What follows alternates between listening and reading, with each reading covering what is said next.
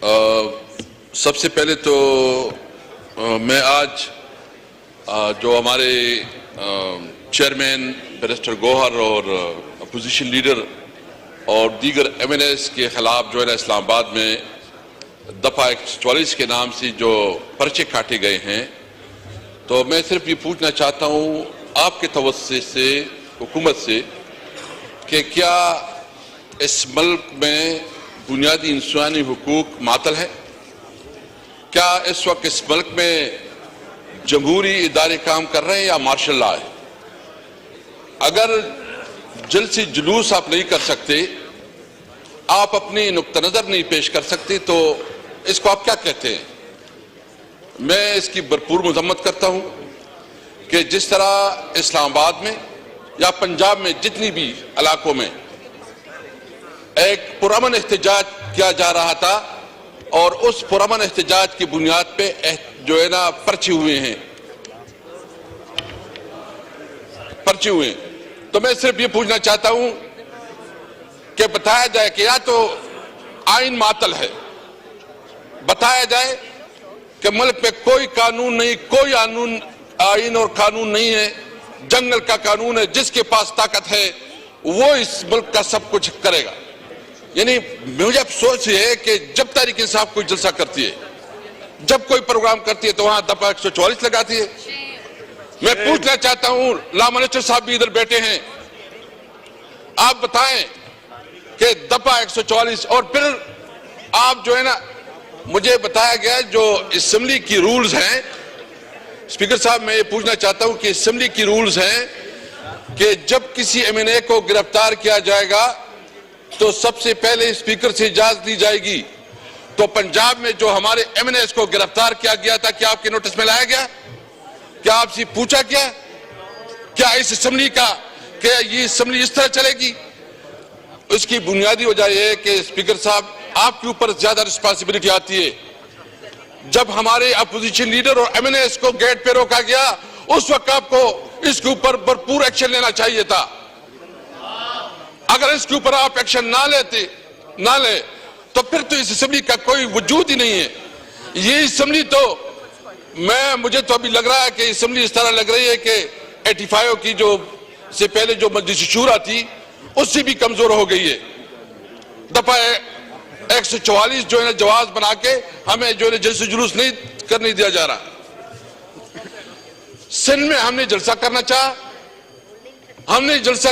کہ ہم سندھ میں جلسہ کرنا چاہتے ہیں۔ بلاول بھٹو صاحب تو ماشاءاللہ بڑی بڑی تقریریں کرتے ہیں، بڑا اپنے آپ کو جمہوری لیڈر کہتے ہیں، لیکن ہمارا ایک جلسہ اس سے برداشت نہیں ہو رہا۔ بھائی ہم کون سا اللیگل کام کر رہے ہیں، ہم کون سا غیر قانونی کام کر رہے ہیں؟ ہم تو پبلک تک اپنا نقطہ نظر پہنچانا چاہتے ہیں۔ پیپل پارٹی جلسے کرے سندھ میں، کراچی میں، کوئی مسئلہ نہیں۔ سندھ میں جلسے کرے، کوئی مسئلہ نہیں۔ تحریک انصاف جلسے کرے تو اس کے اوپر دفعہ 144 اجازت نہیں دیتی۔ کیا ہم اس ملک کے شہری نہیں ہیں؟ کیا ہمارا یہ حق نہیں ہے؟ کیا آئین اور قانون ہمیں یہ حق نہیں دیتا کہ ہم اپنے ملک میں اپنی بات لوگوں تک پہنچا سکے؟ ہم نے تو صرف اتنی بات کی ہے کہ جو یہ الیکشن ہوا ہے، یہ بدترین رگ الیکشن ہوا ہے، اس میں عوام کی مینڈیٹ کو بری طرح پامال کیا گیا ہے۔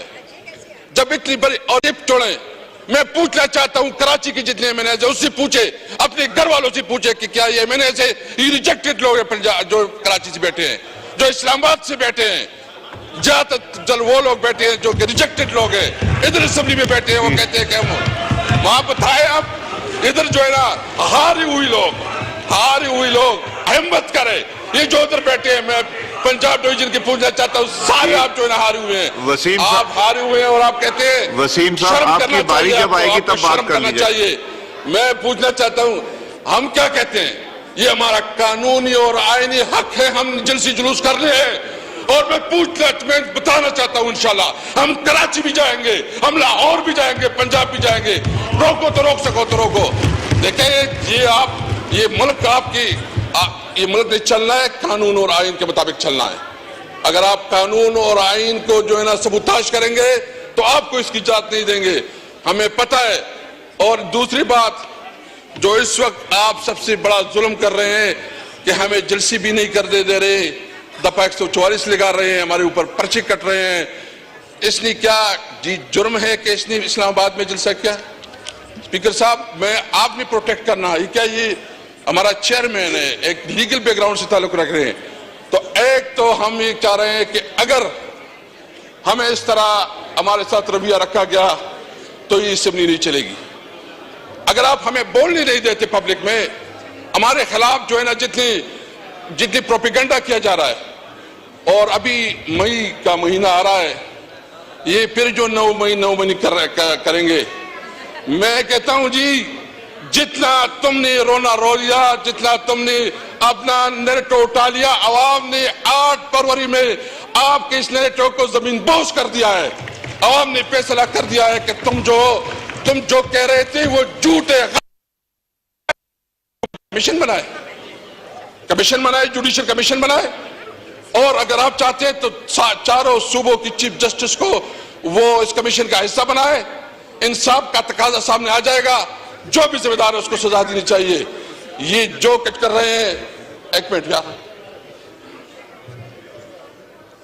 میں اس لیے کہہ رہا ہوں، یہ کون پریشان کر رہا ہے؟ میں صرف اتنا کہنا چاہتا ہوں کہ میں مطالبہ کرتا ہوں پھر سے کہ 9 مئی کے اوپر جوڈیشل کمیشن بنایا جائے، اور جو بھی ریسپانسبل ہو اس کے خلاف ایکشن لیا جائے. ہم تو سمجھتے ہیں 9 مئی محسن نقوی اور آئی جی پنجاب کا ڈرامہ ہے. ہم سمجھتے ہیں 9 مئی ایک سازش تھی کہ تحریک انصاف کو کیسے اقتدار سے اور عوام کے مینڈیٹ سے روکا جائے، تحریک انصاف کے خلاف کیسے پروپیگنڈا کیا، کیسے اس طرح جو ہے نا جو اس کے پاس پبلک سپورٹ ہے اس پبلک سپورٹ سے محروم کیا جائے. تو اس لیے میرا مطالبہ ہے. اور دوسری بات جو میں کرنا چاہتا ہوں اس وقت، اسپیکر صاحب، اللہ اکبر، اللہ اکبر، اللہ اکبر، اللہ.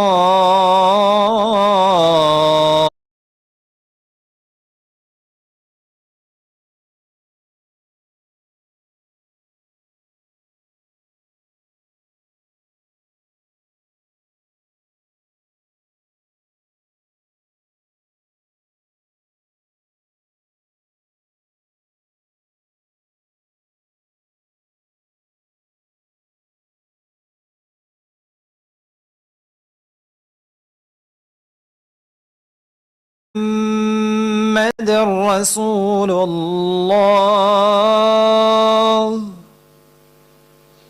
أشهد أن محمد رسول الله.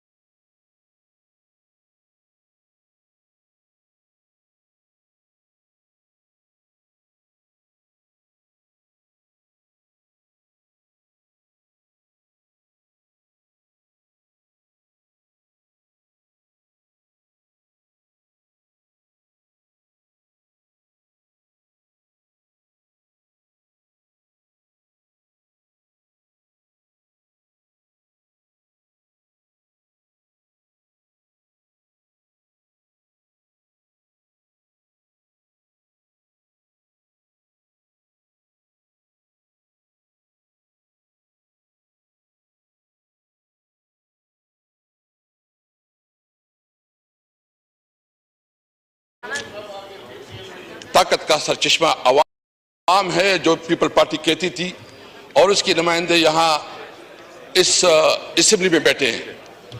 تو ہم پارلیمنٹ کو مضبوط دیکھنا چاہتے ہیں.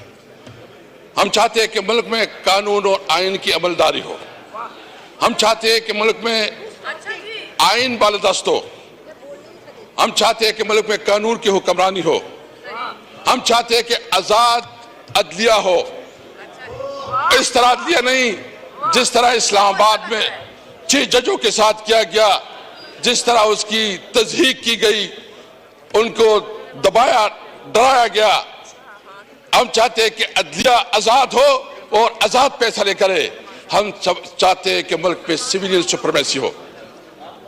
ہم چاہتے ہیں کہ ملک میں سویلین سپریمیسی ہو اور قانون اپنا راہ لے. میں اس حوالے سے ابھی جو سب کچھ ہو رہا ہے میں یہ پوچھنا چاہتا ہوں کہ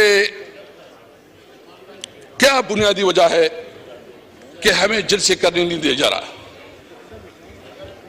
اس لیے آج میں اس نقطے پہ اسپیکر صاحب میں بہت احترام کرتا ہوں چونکہ میں بھی اس پوزیشن پہ رہا ہوں.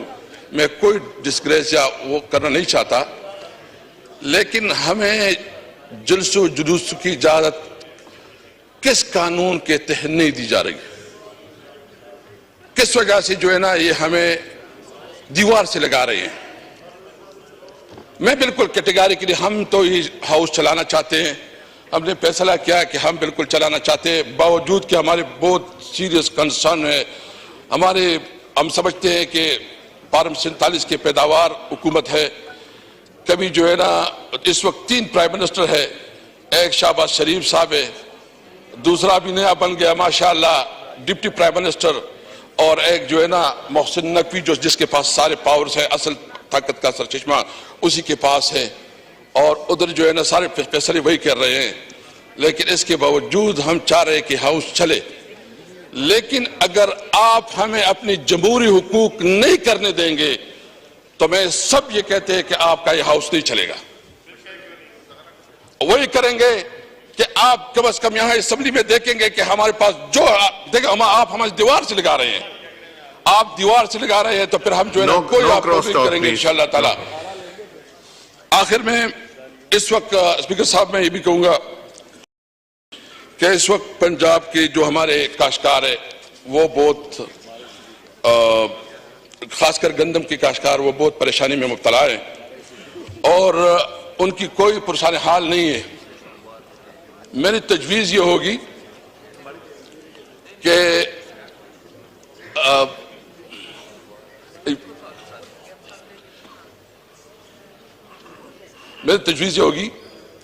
آپ کو یاد ہوگا تو ہم نے ایک بڑی ایگریکلچر کمیٹی بنائی تھی.